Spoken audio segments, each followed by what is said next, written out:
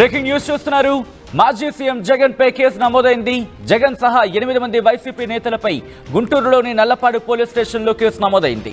MLC ఎన్నికల code అమల్లో ఉందని అధికారులు హెచ్చరించినా పట్టించుకోకుండా గుంటూరు మిర్చి యార్డ్లో కార్యక్రమం నిర్వహించారంటూ కేసు నమోదైంది. కొడాలి నాని, అంబటి రాంబాబు, లేళ్ల అప్పిరెడ్డి, నందిగం సురేష్, పిన్నెల్లి తదితరులపై కేసు నమోదైంది. దానికి సంబంధించిన బిగ్ బ్రేకింగ్ న్యూస్ చూస్తున్నారు. మరి ముఖ్యంగా నిన్న కాక మొన్న ఈ అంశానికి సంబంధించి మాట్లాడుకున్న పరిస్థితి. నిన్న ఇన్ఫాక్ట్ ఆయన వెళ్లారు. మిర్చి యార్డుకు వెళ్ళిన సందర్భంలో అక్కడ ఎటువంటి ఇష్యూ జరిగిందో, ఇష్యూ తలెత్తిందో ఇక్కడ గమనించవచ్చు. మరి ముఖ్యంగా నిన్న ఆయన మిర్చి యార్డుకు వెళ్ళిన విజువల్స్ మీరు చూస్తున్నారు ఆర్టీవీ స్క్రీన్ మీద. మాజీ ముఖ్యమంత్రి జగన్ నిన్న మిర్చి యార్డుకు వెళ్లారు. అక్కడ ఈ అంశానికి సంబంధించి అనేక అంశాలను, రైతుల అంశాలను ప్రస్తావించడం జరిగింది.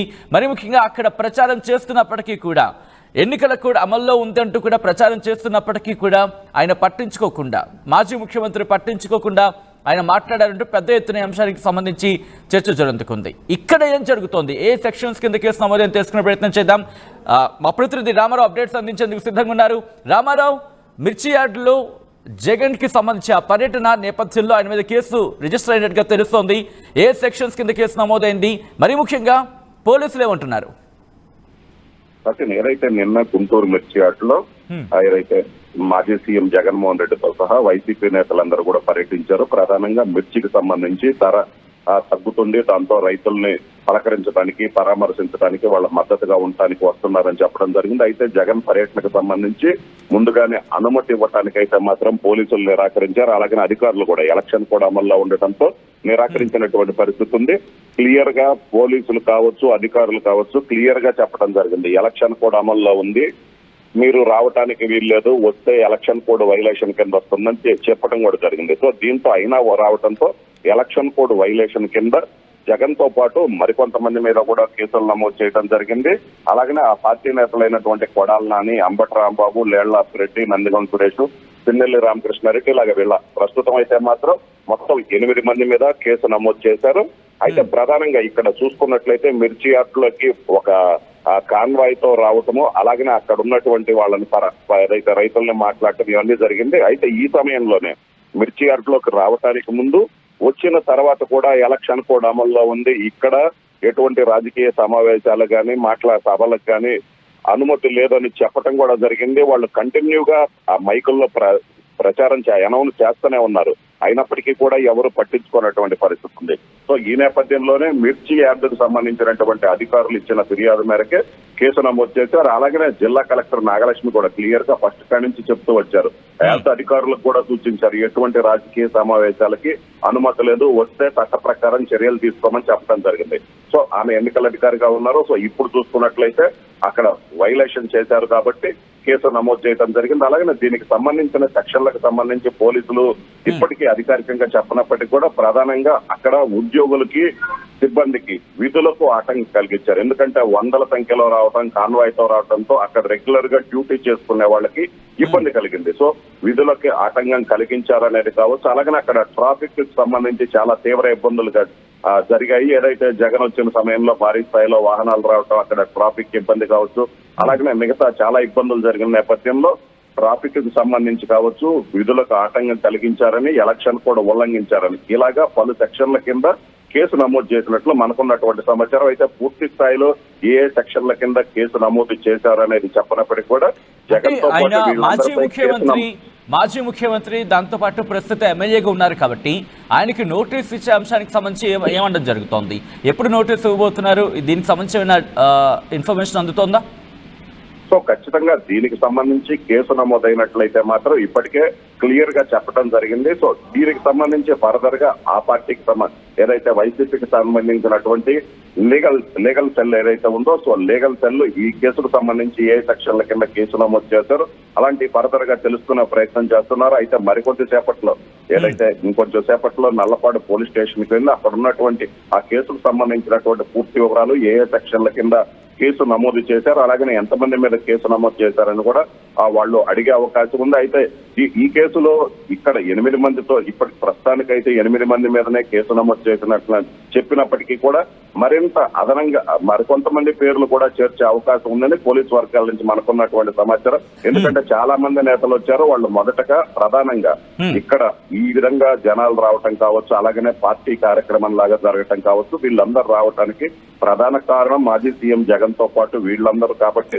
సో వైసీపీ గుంటూరు జిల్లా అధ్యక్షుడుగా ఉన్నటువంటి అంబటి రాంబాబు, కొడాల నాని వీళ్ళందరూ రావటంతో సో వీళ్ల మీద కేసు నమోదు చేశారు. అలాగనే వీళ్లతో పాటు ఎవరెవరు వచ్చారు అనే దాని మీద కూడా పోలీసులు వివరాలు సేకరిస్తున్నారు. సో వీళ్లతో పాటు మరికొంతమందిని కూడా ఈ కేసులో యాడ్ అయ్యే అవకాశం ఉంది. అయితే ప్రధానంగా వీళ్లే ఏదైతే మాజీ సీఎం జగన్ తో పాటు మిగతా 8 మంది నేతలు కూడా వచ్చారు కాబట్టి సో వాళ్లతో పాటు ఎవరెవరు వచ్చారనేది తెలుసుకొని వాళ్ల మీద కూడా ఈ కేసులో ఇన్క్లూడ్ చేసే అవకాశం అయితే ఉంది. అయితే ఈ కేసుకు సంబంధించి ఇప్పటికే వైసీపీ లీగల్ సెల్ అయితే మాత్రం పూర్తి స్థాయిలో ఏ సెక్షన్ల కింద కేసు నమోదు చేశారని పోలీసుల్ని మరికొద్ది సేపట్లో అడిగే అవకాశం అయితే కనిపిస్తుంది. అంటే ఇప్పుడు మరి ముఖ్యంగా ఇక్కడ కొడాలి నాని కావచ్చు, at the same time YS Jagan కావచ్చు, వీళ్ళందరికీ సంబంధించి ఈ రోజు నోటీస్ ఇచ్చి ఈ రోజు అరెస్ట్ చేసే అవకాశాలు ఉన్నాయా, లేకపోతే పోలీసులు ఏమంటున్నారు ఈ రోజు అరెస్ట్ చేసే అవకాశం, లేకపోతే కేవలం నోటీసులు మాత్రమే పరిమిత అవకాశం ఉంది ఈ రోజు?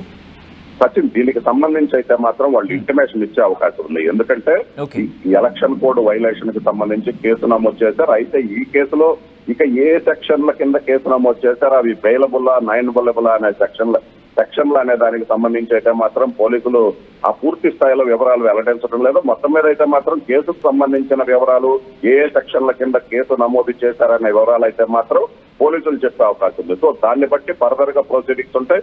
అయితే ఎలక్షన్ కోడ్ వైలేషన్ కింద కేసు నమోదు చేశారు కాబట్టి సో దానికి సంబంధించి వాళ్ళు లీగల్ గా కోర్టులో ఫైట్ చేయాల్సి ఉంటుంది. సో దానికి సంబంధించి ఖచ్చితంగా వాళ్ళకైతే ఇన్ఫర్మేషన్ ఇస్తారు, ఇంటిమేషన్ కూడా ఇవ్వడం జరుగుతుంది. అయితే దీనికి సంబంధించి ఇప్పటికే వైసీపీ నేతలకి ఇక్కడ స్థానికంగా ఉన్నటువంటి వైసీపీ నేతలకైతే మాత్రం సమాచారం ఇచ్చారు, కేసు నమోదైంది. అలాగనే ఎలక్షన్ కోడ్ వైలేషన్ తో పాటు వివిధ సెక్షన్ల కింద కేసు నమోదయ్యని సమాచారం అయితే ఇవ్వడం జరిగింది. సో దీనికి సంబంధించి వాళ్ళు ఫర్దర్ గా కోర్టులో న్యాయ పోరాటం చేయడానికి కూడా రెడీ అవుతున్నటువంటి పరిస్థితి. అయితే అంబటి రాంబాబు, కొడాలి నాని వీళ్ళు ఈరోజు ఈ అంశానికి సంబంధించి విచారణకు హాజరయ్యే అవకాశం ఉందా? ఖచ్చితంగా. ఎందుకంటే ఒకసారి కేసు నమోదు చేసిన తర్వాత ఎవరైనా సరే చట్టం దృష్టిలో వాళ్ళు రావాల్సిందే, న్యాయస్థానానికి రావాల్సిందే. అయితే దీనికి సంబంధించి వాళ్ళు ఎలాంటి ఏదైతే కౌంటర్ దాకా కోర్టులో లీగల్ గా ఏ విధంగా ఫైట్ చేయబోతున్నారు అనేది ప్రధానంగా ఉన్నటువంటి అంశం. అయితే మొదటి నుంచి కూడా వైసీపీ నేతలు క్లియర్ గా చెప్తున్నారు, ఎలక్షన్ కోడ్ అనేది వర్తించదు, మాకు వర్తించదు. ఎందుకంటే మేము ఎమ్మెల్సీ ఎన్నికల్లో మేము అసలు పోటీయే చేయట్లేదు, మేము చేసేది రాజకీయ ప్రచారం కాదు. ఎన్నికల కోడ్ ఉల్లంఘనకి సర్టన్ గా కొన్ని రూల్స్ అనేది ఉంటుంది. ఎందుకంటే మైకు పెట్టడం, అలాగే ప్రచారం చేయటం కావచ్చు, మాకు ఓటేయమని అడగటం కావచ్చు, ఇలాంటివి ఎన్నికల ప్రచారం కింద కొట్టుకుంది. ఎమ్మెల్సీ ఎన్నికల్లో తాము అసలు పోటీ చేయట్లేదు, తమ అభ్యర్థే లేడు. అలాంటప్పుడు ఎలక్షన్ కోడ్ వైలేషన్ ఎలాగొస్తుంది అని కూడా నిన్న అంబటి రాంబాబు కూడా మనతో ఆర్టీవీతో మాట్లాడుతూ కూడా చెప్పారు. అసలు ఎలక్షన్ కోడ్ వైలేషన్ ఏ విధంగా వస్తుంది, మేము అసలు ఈ పోటీయే చేయట్లేదు, పోటీ చేసే రాజకీయ పార్టీకి ఎలక్షన్ కోడ్ వైలేషన్ అనేది ఎలాగొస్తుంది, అలాగనే మేము ఓట్లు అడగట్లేదు, రాజకీయ పార్టీ నిబంధనల ప్రకారం.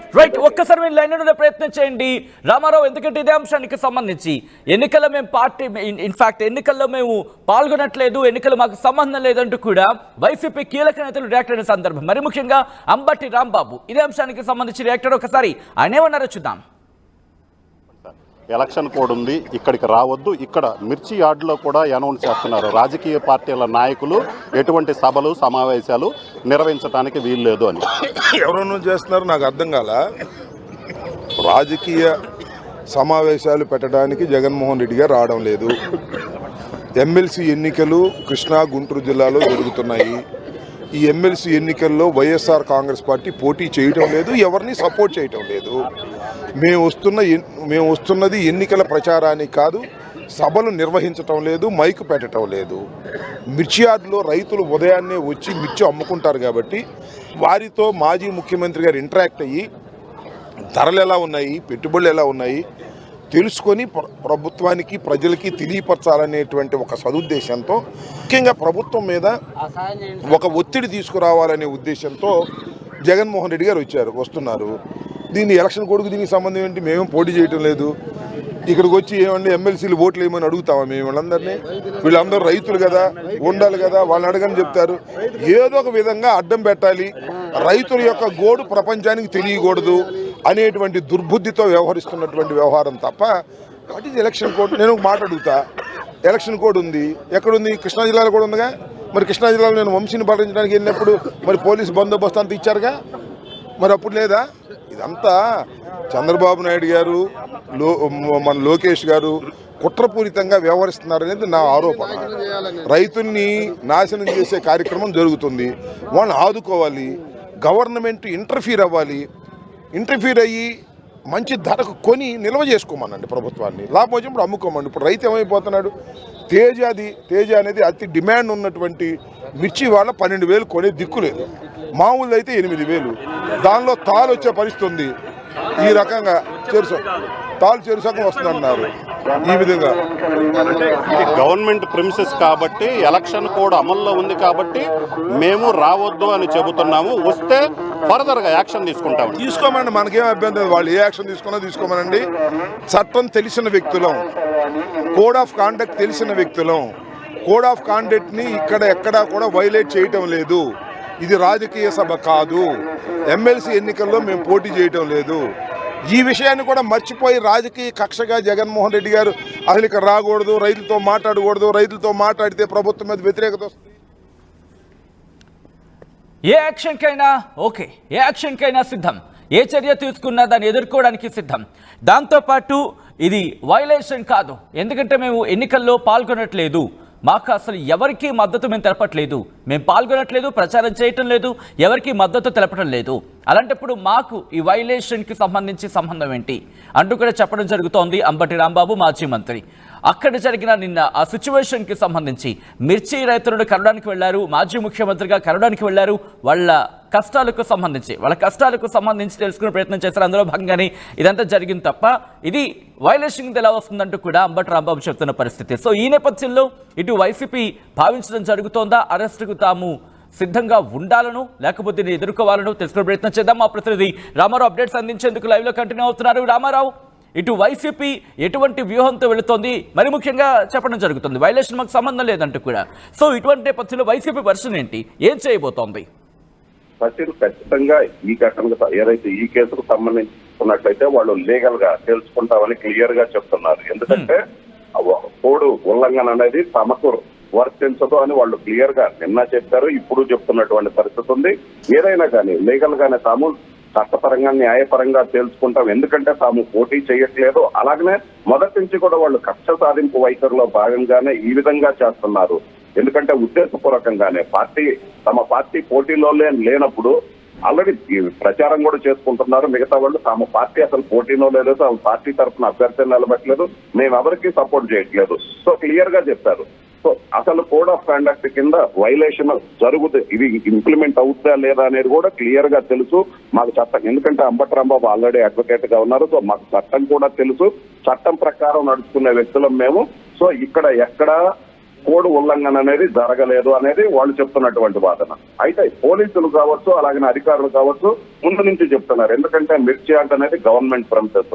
సో ఆ ప్రెమిసెస్ లోకి ఒక రాజకీయ పార్టీకి సంబంధించినటువంటి నేత కానీ ఇంకొకళ్ళు కానీ రావాలి అంటే సో వాళ్ళకి సంబంధించి ఖచ్చితంగా అది గవర్నమెంట్ ప్రెమిసెస్ కాబట్టి అనుమతి తీసుకోవాలి. సో అలాగనే ఇప్పుడు ఎలక్షన్ కోడ్ అమల్లో ఉన్న సమయంలో అది ఖచ్చితంగా తీసుకోవాల్సిన అవసరం ఉందని అయితే మాత్రం అధికారులు చెప్తున్నారు. సో దీనికి సంబంధించి ఇప్పుడు కేసు నమోదు చేయటం అంటే జరిగింది. దానికి సంబంధించి వాళ్ళైతే మాత్రం మేము చట్ట న్యాయపరంగా పోరాటం చేస్తాము, ఇది తప్పుడు కేసు, ఇలా ఇది కావాలనే కక్ష సాధింపు వైఖరితో పెట్టుకున్నటువంటి కేసు అని వాళ్ళు చెప్తున్నటువంటి పరిస్థితి ఉంది. సో మొత్తం మీద అయితే మాత్రం దీనికి సంబంధించి ఏదైతే కేసు నమోదు చేశారో నల్లపాడు పోలీసులు దీన్ని సవాల్ చేస్తూ హైకోర్టుకు వెళ్లే అవకాశాలు అయితే ఎక్కువగా కనిపిస్తున్నాయి. అలాగే దీనికి సంబంధించి వాళ్ళు ఆల్రెడీ మొదటి నుంచి చెప్తున్నారు, కక్ష సాధింపు వైఖరిలో భాగంగానే ఈ విధంగా చెబుతున్నారు. ఏదైతే పర్యటన ఎదుర్కోవాలి రాకూడదు అనే ఉద్దేశంతోనే చేస్తున్నారు. ఖచ్చితంగా దీన్ని అయితే మాత్రం చట్టపరంగానే ఎదుర్కొంటామని చెప్తున్నారు. రామారావు, ఇక్కడ ప్రధానంగా వినిపిస్తున్న పేర్లు కొడాలి నానితో పాటు అంబటి రాంబాబు, వీళ్ళిద్దరి పేర్లు ఇక్కడ ప్రధానంగా వినిపిస్తోంది. దాంతో పాటు మాజీ ముఖ్యమంత్రి వైఎస్ జగన్.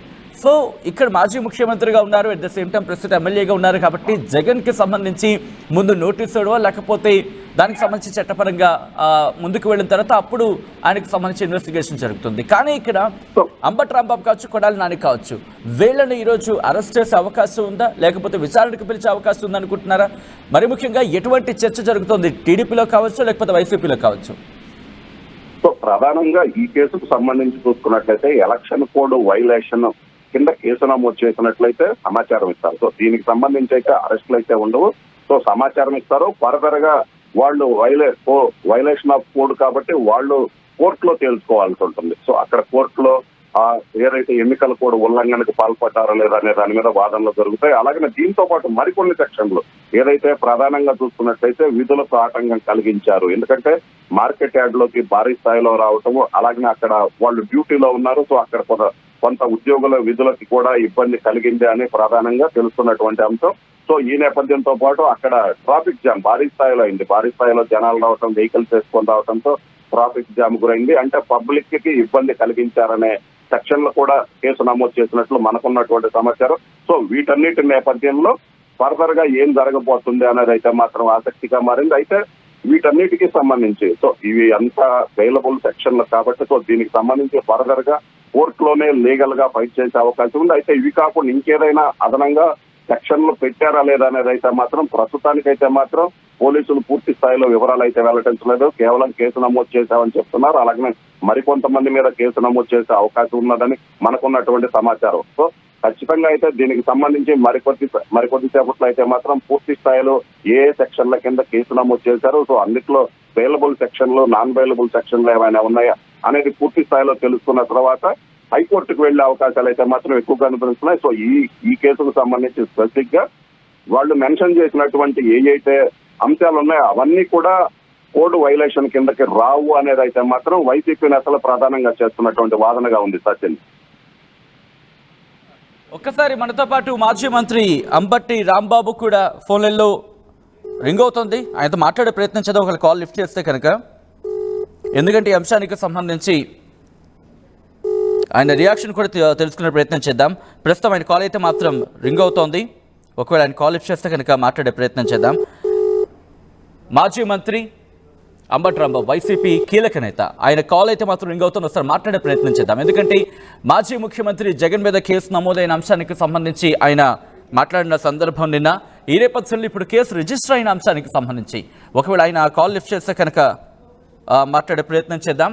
అంతకన్నా ముందు రెండు రోజుల క్రితం ఇటు వంశీని పరామర్శించిన నేపథ్యంలో మాజీ ముఖ్యమంత్రి జగన్ ఇటు పోలీసులు ఉద్దేశించి కీలకమైన వ్యాఖ్యలు చేశారు, సంచలన వ్యాఖ్యలు చేశారు. బట్టలుడదీసి అంశాన్ని అనే పదాన్ని ఉపయోగించి ఆయన చేస్తున్న వ్యాఖ్యలు పెను దుమారాన్ని రేపాయి.